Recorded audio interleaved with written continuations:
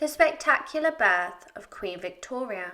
Around 1818 and 1819, there was a pressing issue of succession within the royal family. In 1817, the tragic loss of Princess Charlotte, the only daughter of George IV, occurred while she was giving birth to a stillborn child. This heartbreaking event wiped out 2 generations of potential heirs to the throne, creating a sense of urgency among the king's unmarried brothers to produce a legitimate successor. In response to the crisis, Edward, the Duke of Kent, and the 4th son of George III, hastily entered into marriage with Marie-Louise Victor, the Dowager Duchess of Leiningen from Germany. She had 2 children from her previous marriage, one of whom was Princess Theodore, who became a beloved half-sister to Victoria. William, the Duke of Clarence, later known as William IV, decided to abandon his long-time mistress and tied the knot with Princess Adeline of Saxe-Meiningen. The Duke of Kent and his pregnant wife swiftly returned to England, and their daughter was born at Kensington Palace. The baby girl was christened Alexandrina Victoria at the palace and took her place as a potential heir to the throne, following her uncle, William IV, any surviving children he might have, and her own father. On the 24th of May 1819, a momentous arrival of the future Queen Victoria occurred. Coincidentally, her birth date coincided with that of her paternal grandfather, King George III, although his birthday was later shifted to the 4th of June due to the transition from the Julian calendar to the new Georgian style.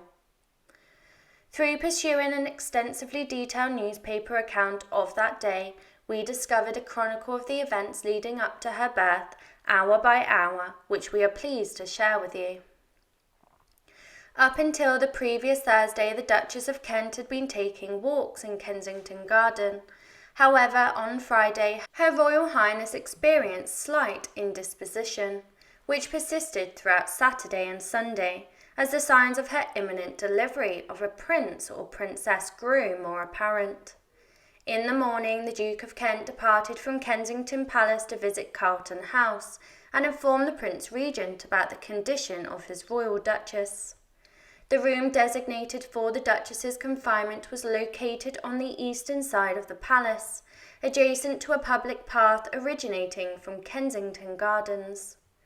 To shield Her Royal Highness from disturbances caused by various noises, the gate leading to the path was closed by order of the Prince Regent.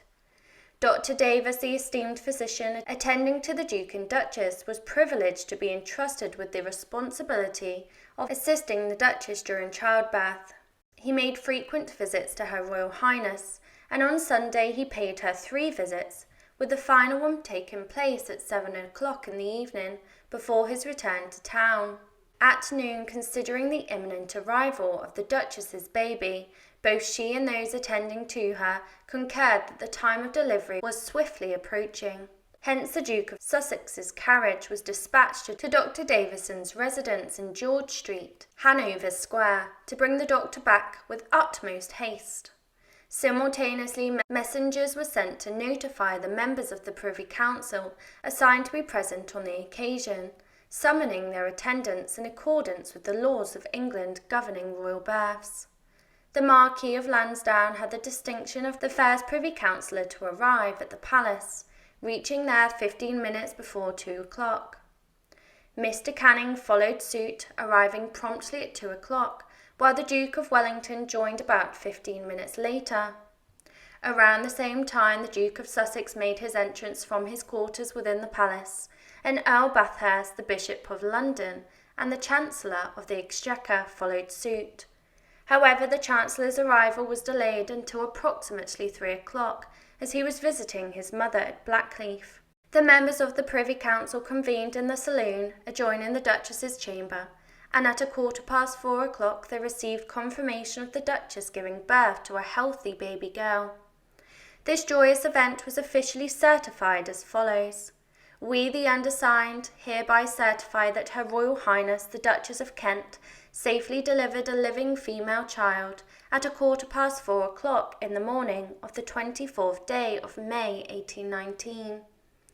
The designated room for the nursery in the palace is the former north drawing room. Dispatches were promptly sent to notify the Prince Regent, the Duke and Duchess of York, the Duke and Duchess of Gloucester, Princess Sophia of Gloucester, and Princesses Augusta and Sophia at Windsor.